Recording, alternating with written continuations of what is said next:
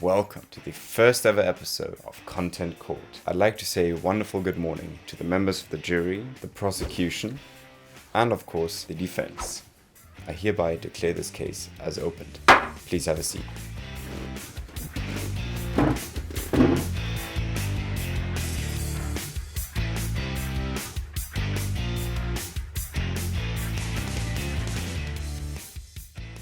We're going to start with the prosecution reading their statement. Good morning, Your Honor, and, of course, honorable jury. The matter before us today concerns an act of misconduct perpetrated by Mr. Danny Mullen. Mr. Mullen has been an active content creator on YouTube since the 8th of May 2017. Along the way, Danny has been violating the never written but all too often spoken YouTube code of ethics. These allegations of somebody selling their dignity for views online are as follows. Display of immoral and or harmful actions to a potentially impressionable audience. Breach of public order for content. Misleading viewers by use of overly suggestive thumbnails and or titles. Forming and or gathering of a toxic community. Mr. Mullen is misusing his platform in order to normalize hatred and profit off it. Thank you, Your Honor. Thank you for your statement. Does the defense have any statement they'd like to make? No, Your Honor. We're going to move forward to the presentation of evidence then. Over to the prosecution.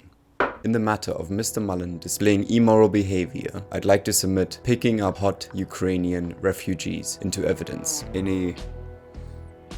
Are there any objections? No. No, Your Honor. Proposed video and evidence. Please, continue.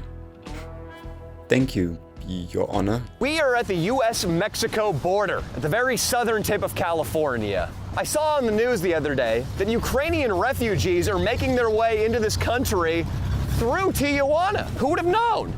Didn't make any sense to me. And what made even less sense, Leo, is that some of the Ukrainian refugees are very, very hot. The accused can be seen raving about how hot Ukrainian refugees are. This is the first incident of Mr. Mullen not being empathetic to the struggles these people have faced up until very recently, but it sure won't be the last. When I saw that, I thought to myself, who's the guy in our crew famous for slinging dick? Hey, I'm single, baby. It's time to introduce Leo to the hottest Ukrainian refugee we can find. Danny introduces us to his friend Leo, who according to him is the guy in our crew famous for slinging dick. After some research, I found out that Leo was actually on The Bachelorette, so that was a reference to that. After further investigation, we had to discover that Leo was booted off the show after sexually harassing one of the contestants. The contestant posted the screenshots of him sexually harassing her on her Instagram story. Maybe, just maybe, it's not the best idea to bring an alleged sex offender to pick up girls with you. The video continues as Danny and his crew drive to the refugee camp. On the way there, they make several inappropriate jokes. Las Vegas in Mexico. This is Vegas in Mexico. I'm curious what a woman goes for in Tijuana. $100. $100 for that civilian girl? Simón. Are they hot Asian girls you can have sex with? Yes. Now that sounds my speed. El as negro. El negro. Me gusta el negro. Black girls? Black girls. It's so simple here. There's a brothel for every race. Now, while these jokes would shock most of those in attendance, that's not what we're focusing on today. I just wanted to give you some further evidence of Danny's immoral being. As soon as Danny and Leo arrive at the camp, they go looking for girls. The second girl they approach is the one I'd like to draw the court's attention to, simply for the fact that she gets more screen time than the first and only other girl. What? No, Did you already offer the wine? Ukrainians don't drink. When approaching the girl, who barely looks a day over 18, they instantly start by offering her a bottle of wine, which would be illegal in the United States, but lucky for them, they are in Mexico. What makes the situation questionable, however, is they are there to pick up girls, and doing so by getting them drunk? If Leo really is so good with the ladies, does he really have to do this? Does he have to resort back to being a sex offender again? Waters? No, you're okay. They seem to be pretty well taken care of. When their advance is denied, they don't give up, but instead try again with a bottle of water. She is lovely, Leo. Yeah, you look very happy. You're gorgeous. You're very beautiful. Absolutely. which is also denied. So then they decide to shower her in compliments, calling her lovely, gorgeous, and beautiful, which makes the girl smile, but I wonder why. Is it because she's infatuated, or is it because she's extremely uncomfortable with two grown-ass men trying to get with her? Right here is probably a very good time to mention the fact that Danny himself is 32, while Leo is 36, so neither would reflect very positively on them. How old are you? Oh, you're 18. I don't know about that. When finding out that she's only 18, Leon looks a bit uncomfortable. Danny, however, decides to push it even further. Leo, we're also in Tijuana, Mexico right You're in now. Tijuana, the age of consent, is that what you're saying? It's up for debate in this place. You son of a... I'm just saying right now, if you wanted to go seduce somebody on the seesaw, you might not be charged criminally. You might not be charged criminally. You heard that right. Danny suggests that they can get away with pedophilia to the worst degree due to the fact that they are now in Mexico. YouTube channel? Yeah, we're big. What's your Instagram? How you say big time? You can say your Instagram. I don't know. Whatever. Yeah, sure. Yeah. Leo, do you want to exchange Instagrams with each other? I can get your Instagram. There it is. I got the follow. Ooh. Do you like him? Yeah. He's sexy, huh? Leo and the girl exchange Instagram accounts and follow one another. This, of course, delights our previously alleged sex offender, even though he just pretended to be so disgusted by pedophilia. Write me on Instagram when you make it to Sacramento. I don't think she understands. I'm thinking we have a wedding. I think we have a wedding. My dad is an honorable judge in Sacramento. Not as honorable as you, Your Honor. Thank you. You know, you're pretty honorable yourself. Oh, stop. We both know that the members of the jury are the most honorable here, especially those that like this video and subscribe. The way to avoid one forgetting another, in my culture at least, is a kiss. I know. I don't know if she wants to today, but I'll ask her to get turned down horribly. Let's try. I can. Maybe God will help me, but may I kiss you once? Kiss. Yeah. What about once on I the... can see this video? Yes, of course. Yes? Danny and Leo are well aware of the fact that there is a power dynamic at play here, since the girl has dreams of stardom and fame like most people her age. Unlike most people with a decent sense of morality, however, they choose to abuse this power dynamic in order to score Leo a kiss. Mind you, Leo is 36 and she's 18. When Leo was her age, she was just born. Let that sink in. No. Excuse me, guys, you have to leave. Sir, we have Hershey syrup that we are willing to distribute amongst the people. Can we leave this? No, you have to leave with all your stuff. I'm so sorry. Or I should call police. We don't want to fucking deal with it. Sure. Yeah, we're good. Okay, sir. Alright, we got this. Carmichael. Bro, we gotta get out of here. Nico, get up here. Lucky for the courts and of course the girl's mental well-being, Danny and Leo are shortly after apprehended and escorted off the premises, but only after being threatened with the involvement of police. We believe this is due to the fact that Danny and Leo both know just how borderline criminal their actions up until this point have been. Thank you, Your Honor. Thank you for your insight. Does the defense want to cross-examine the evidence before we move on? Yes, Your Honor. You are aware of the fact that this goes out to the public, right? Yes. Yes, Your Honor. Continue. Thank you, Your Honor. And thank you, of course, to the jury for lending us your ear. We would like to counter the argument made by the prosecution by presenting some of our own evidence, that is, if there are no objections. Any objections? No, Your Honor. Permission granted to use evidence to counter the prosecution. Thank you, Your Honor.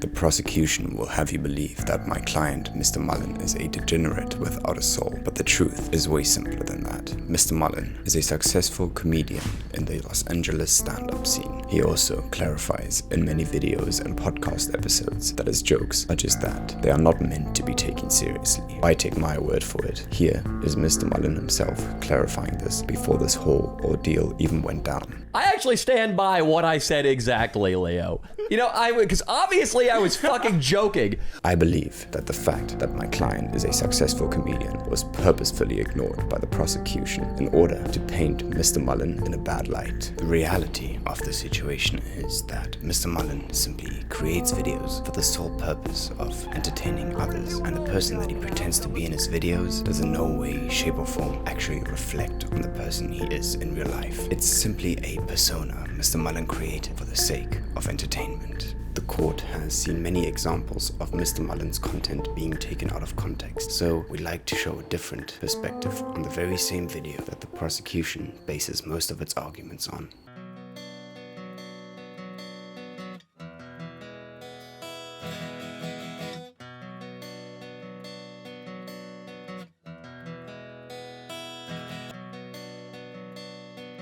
This clip shows Mr. Mullen buying goods in order to help those less fortunate than him, while still providing his viewers with the most entertaining video possible to him. Yet again, I believe that the prosecution purposefully ignored this part of the video in order to paint a darker picture of Mr. Mullen and make him look like a terrible person, when the reality of the situation is that Mr. Mullen cares deeply about people. The prosecution is trying to make Mr. Mullen's comedy look like an extension of his actual person, when, as we saw, this could not be further from the truth. Thank you very much. Thank you to the defense for your insight on this issue. Does the prosecution want to make a rebuttal? Yes, Your Honor.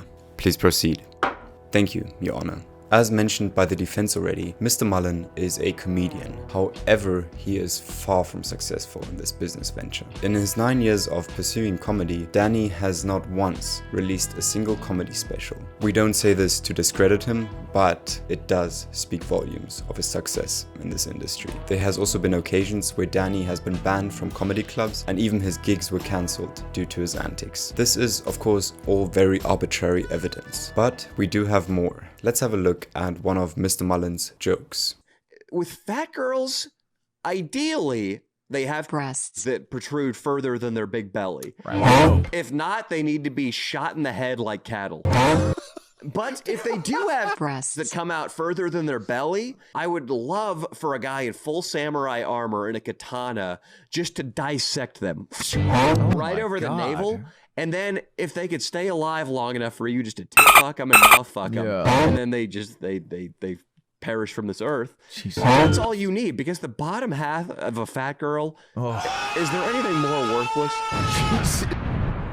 Now, as outrageous as this joke is, we won't get into that now. We're more interested in the structure of this joke. A good comedian would tell you that a joke consists of setup.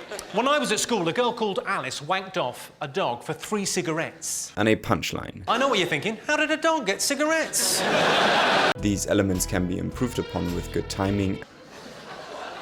I know what you're thinking. And subversion of expectation. When I was at school, a girl called Alice wanked off a dog for... But Danny does none of these things. Instead, Danny makes the most fatphobic and sexist remark possible, followed by the most gruesome and detailed description of murdering somebody and then raping their dead body. This is neither funny nor is it good comedy. If you were to show somebody who doesn't know who Danny is this clip, they wouldn't think it's a comedian talking. They think it's a demented psychopath describing his fantasies. Just to dissect them right over the navel, and then if they could stay alive long enough for you just to fuck them and mouth fuck them, and then they perish from this earth. When it comes to the claim of Mr. Mullen's comedy not accurately representing him as a person, we have to disagree. While this may be true for a lot of comedians out there, we believe that Mr. Mullen has more motivation than just entertainment, and our reason for that is Mr. Mullen's own words. Because obviously I was fucking joking. What I was doing, because there is truth in comedy. What blows this already terrible situation out of the water is that Danny was actually talking about this very joke. It takes away from the presented argument that Danny is just a misunderstood comedian who's pushing the boundaries of entertainment, and paints a very grim picture of a man with a dark mind who's using comedy as a shield to deflect criticism for his thoughts. The last thing we wanted to touch on in this rebuttal is the idea that Danny is supposedly a good person or some kind of good Samaritan for buying goods for the refugee camp. This couldn't be further from the truth. We all know that one good deed does not undo a bad one. No less, a few few. Most of the goods bought for the refugee camp weren't actually given to the camp itself, but were instead used to groom the girls in the camp. And later on, he used the goods to mock the people trying to escort him off the property. No. What about the motor oil? The motor oil. Yes, we got the Leo. wait. The motor oil, of course. And what the motor oil? No.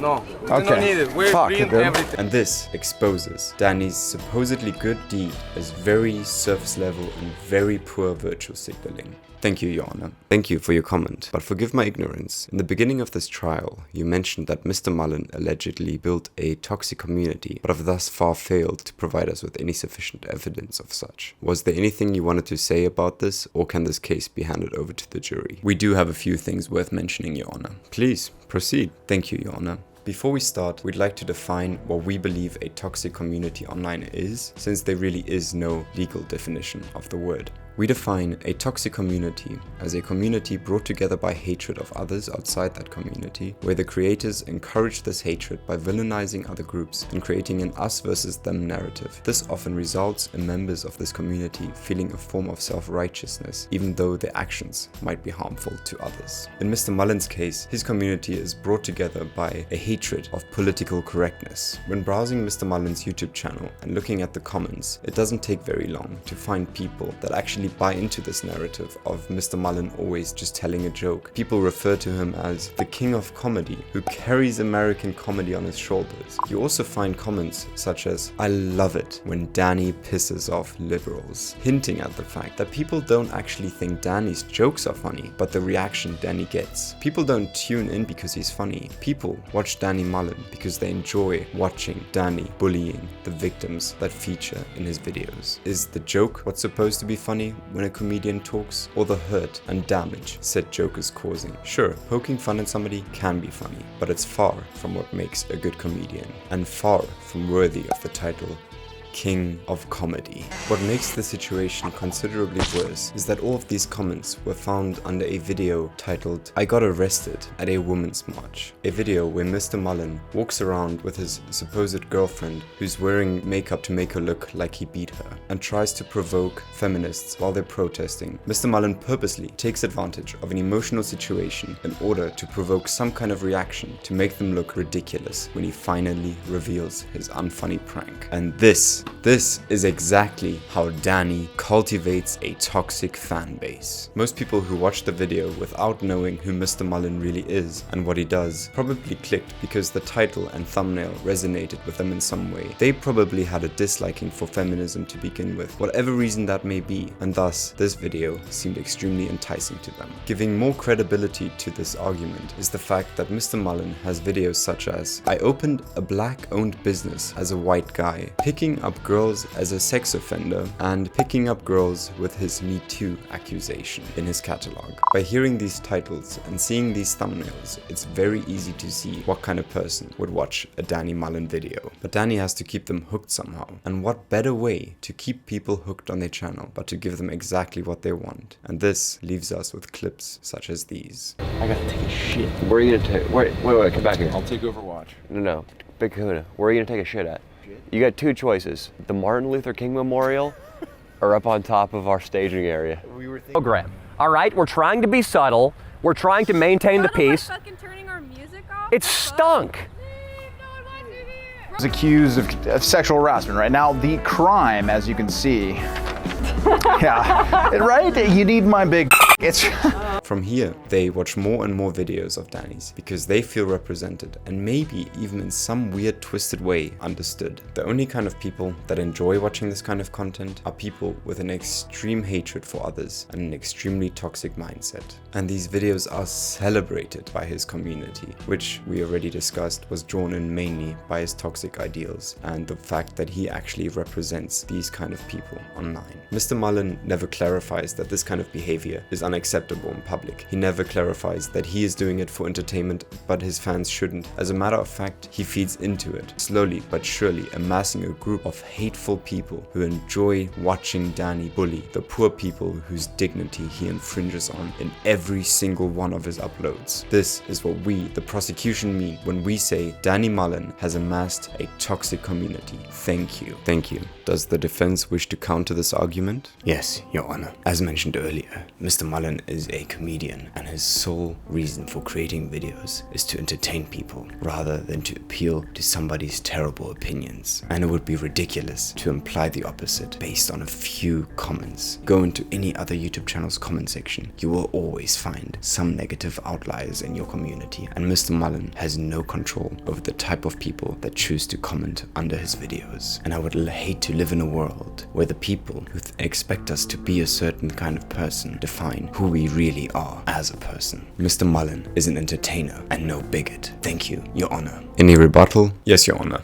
We're all ears. Thank you, Your Honor. We want to start off by clarifying that our argument was not built on a few select outliers in his comments. Our argument was built on the large majority of the comments that are found under Danny Mullen's videos. So unless there is a very vocal minority in Mr. Mullen's comment section, we have a very hard time believing that Mr. Mullen himself is not directly responsible for his fans. The argument that a world would be cruel if we were to be judged based on our actions and that people made assumptions on us based on our behavior is very weak and extremely out of touch, because quite frankly, we and we alone have full control over the impact over the world we live in and how people perceive us. A constant display of certain behavior will eventually attract the type of crowd that agrees with that kind of behavior, and eventually you will find yourself surrounded by people who find this kind of behavior acceptable more and more, even if it's all just a joke to you.